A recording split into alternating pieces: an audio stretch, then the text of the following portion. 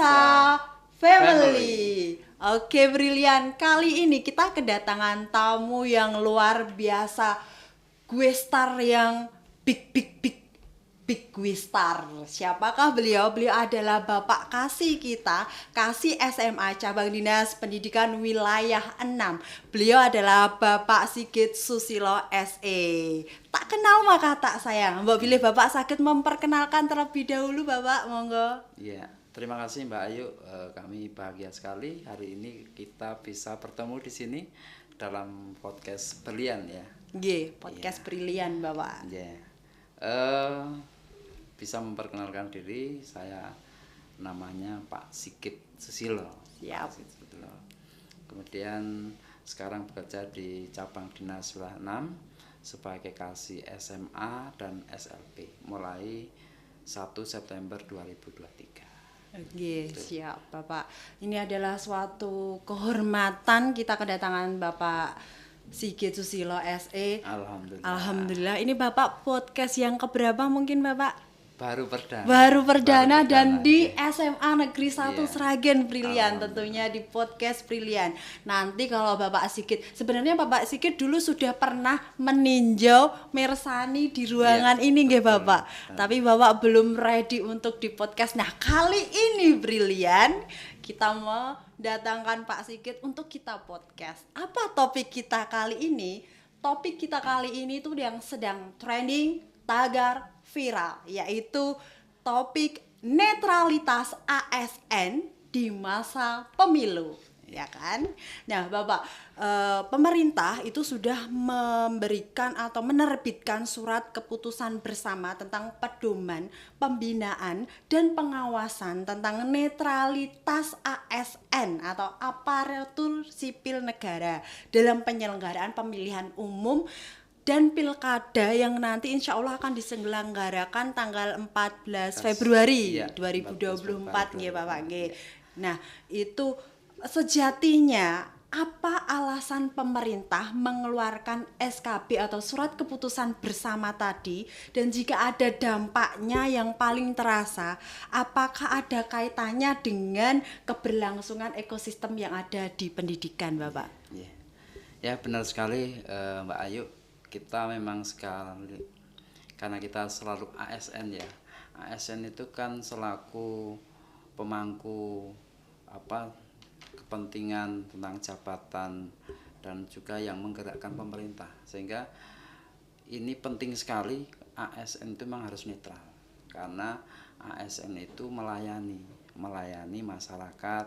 Juga dalam masyarakat sendiri ASN itu menjadi figur yang selalu dianggap orang-orang yang mempunyai pengetahuan, mempunyai pengalaman, dan menjadi figur yang sebagai role model. Sehingga perlu sekali untuk ASN itu tetap netral, karena kalau tidak netral nanti akan mengganggu jalannya pemerintah, seperti itu. Apalagi kalau seorang guru seperti saya nanti di tengah-tengah mengajar saya sisipkan itu tadi pemilu atau unsur-unsur politik. Nah, nanti peserta didik yang sudah mempunyai hak pilih nanti pasti akan terkecoh karena role modelnya tadi itu adalah guru. Betul. Itu tadi nggih Pak. Ya, makanya kan karena kita itu dalam masyarakat, khususnya guru sendiri itu kan menjadi panutan siswa. Sehingga kalau guru ini tidak netral, nanti siswa akan bisa mudah untuk digiring ke salah satu paslon, dan itu kan menjadikan sesuatu yang tidak fair. Betul sekali. Jadi, dan itu bisa mengganggu jalannya kehidupan bermasyarakat. Jadi memang seorang ASN harus netral. Apalagi nanti seandainya antara ASN itu mempunyai beda pilihan beda pilihan, itu bisa menjadi tidak baik dalam suasana kerja. Itu seperti itu. Jadi ekosistemnya harus netral. Harus netral, betul sekali Bapak. Yang kedua Bapak, pertanyaannya, ASN itu perlu mencermati potensi gangguan netralitas yang mungkin bisa terjadi di dalam memahami hal-hal yang tidak boleh dilakukan dan berpotensi melanggar kode etik ataupun disiplin pegawai. apa sanksi jika ASN melanggar kode etik atau tadi yang sudah dikeluarkan SKB tersebut, Bapak? Iya.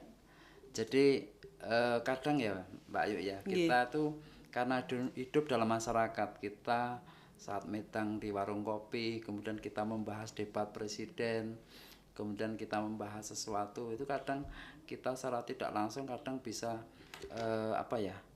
mengeluarkan apa yang dalam pikiran kita, dan itu bisa ya, omongan yang seperti itu yang sepertinya biasa, tapi kalau seandainya nanti ada yang merekam, itu kan jadi bahaya.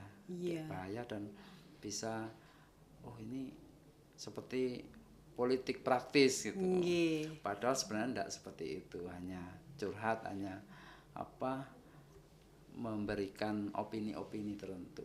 Ya, apalagi kalau semalam atau beberapa malam kita menyaksikan debat capres-cawapres, lalu kita baper ketika jam makan siang atau istirahat di sekolah atau di kantor, di instansi kita merefleksikan, yang semalam itu seperti ini. Padahal hanya sebuah opini tadi nggih Bapak nggih. Nah, ternyata ada yang merekam, ada yang mempublikasikan. Nah, itu menjadi bumerang untuk kita. Jadi sangat harus berhati-hati nggih Bapak kita. Itu memang harus hati-hati, dan untuk hukuman untuk ASN yang tidak netral itu bahaya. Pertama bisa mendapatkan teguran dari atasan. Kemudian bisa juga nanti kalau memang pelanggarannya berat, itu bisa diturunkan jabatannya, atau bahkan bisa dikeluarkan dari ASN itu sendiri. Jadi memang berat untuk pelanggaran yang ASN yang tidak netral. Jadi memang kita harus hati-hati sebagai ASN, harus benar-benar menjaga tutur kata kita, perbuatan kita. Seandainya kita diundang ke dalam suatu perkumpulan yang tahu-tahu ternyata ada penggiringan opini ke dalam salah satu paslon, itu kita harus tetap waspada. Harus lebih berhati-hati. Dan kita juga sudah menandatangani fakta integritas, fakta kesediaan sekali, baik ASN maupun non ASN nggih Bapak, di wilayah Jawa Tengah. Sudah. Dan itu sudah kita upload sudah kita upload di e-file kita masing-masing, dan itu menjadi bukti bahwa kita itu harus konsekuensi, dan punya Bapak. Punya komitmen. Nah, tagline atau tagar yang lagi viral sekarang ini kan, sukseskan pemilu 2024 nggih Bapak. Padahal Menteri PAN RB itu ASN harus tetap jaga netralitas. Mungkin bisa dijelaskan Bapak, bagaimana cara kita mensukseskan padahal kita sendiri ada batasan-batasannya. Mungkin ada tips dan trik supaya kita tidak keluar dari koridor tersebut mungkin Bapak. Jadi kita ASN itu kan ada ASN yang mempunyai hak pilih dan ASN yang tidak mempunyai hak pilih, dan kita adalah ASN yang mempunyai hak pilih. Jadi bagaimana kita mensukseskan pemilu yang akan datang, itu memang harus sukses, karena itu adalah pergantian pemimpin, itu memang suatu yang suatu yang konstitusional, sehingga kita harus mensukseskan itu. Dan cara mensukseskan ya otomatis kita harus jangan menjadi golput. Betul sekali. Kita jangan menjadi golput, kita pergi ke TPS, kemudian kita mencoblos, kita juga menghimbau pada keluarga kita, anak kita, untuk istri kita untuk bisa mengikuti pemilu ini dengan jujur, adil, dan rahasia. Berjurdil ya Bapak. Itulah cara kita untuk mensukseskan pemilu. Jangan sampai golput ya Brilian yang sudah mempunyai hak pilih, dan nanti jangan lupa diupload di sosmed kalau kita nanti ada bukti tinta, tinta hitam atau tinta ungu setelah memilih. Bukti menggunakan hak pilih, betul sekali Bapak. Negara yang baik harus ikut memilih. Dan siapapun nanti yang akan menjadi pemimpin kita harus menerima dengan legowo dan mengikuti apa saja yang sudah menjadi peraturan, apa yang sudah menjadi kesepakatan bersama di Indonesia itu nanti. Jadi jangan sampai itu nggak pilihan saya. Jadi saya nggak mau, jangan sampai nggih Bapak. Iya Mbak Yu. Jadi apapun yang nanti terpilih, siapapun tentu kita harus mendukung dan selalu mengikuti aturan-aturan yang diberikan oleh atasan, karena PNS itu harus loyalitas tegak lurus. Jadi siapapun yang jadi pemimpin itulah pemimpin kita. Iya, betul sekali. Walaupun yang tadinya bukan yang menjadi pilihan kita. Betul sekali. Nah, itu brilian. Nah, pertanyaan yang terakhir Bapak, mungkin tidak berada di topik kita keluar dari topik. Di usia Bapak Sigit yang masih muda, yang masih brilian, yang masih luar biasa, tetapi sudah menjabat menjadi kasih. Mungkin ada tips untuk saya dan para brilian untuk menjadi leader itu sedini mungkin kita harus mempersiapkan apa saja Bapak? Saya sendiri mempunyai tip, yaitu pertama adalah bersyukur. Jadi dengan cara bersyukur maka kita akan menerima diri kita apa adanya, menerima apa yang diberikan Allah kepada kita. Dengan bersyukur, dengan seperti itu kita akan menjadi bahagia. Dengan bahagia itu maka kita itu akan bisa merencanakan hidup kita akan bisa lebih jernih dalam melakukan segala sesuatunya. Jadi kuncinya adalah bersyukur, karena bersyukur itu akan menjadikan kita bahagia. Bukan kita bahagia lalu bersyukur, tapi bersyukur dulu baru kita bahagia. Itu yang pertama. Kemudian yang kedua itu adalah doa, baik doa sendiri maupun doa dari orang tua. Itu yang selalu saya lakukan, karena ketika saya berangkat kerja saya selalu minta doa restu ibu, mencium tangan ibu, minta doa, karena Allah itu kan ridho ketika orang tua itu ridho pada kita. Jadi ridho Allah itu tergantung dari ridho orang tua. Jadi sehingga karena gini, setiap apa yang terjadi pada kita itu tidak akan terlepas dari usaha dan doa, dan itu 50-50. Arti 50%. Berusaha saja tidak berdoa itu sombong. Tapi berdoa saja tanpa usaha itu omong kosong. Jadi kita harus berdoa dan juga berusaha. Dan kita harus yakin, optimis pada apa yang kita lakukan. Asal itu sesuatu yang baik, maka ya kita lakukan.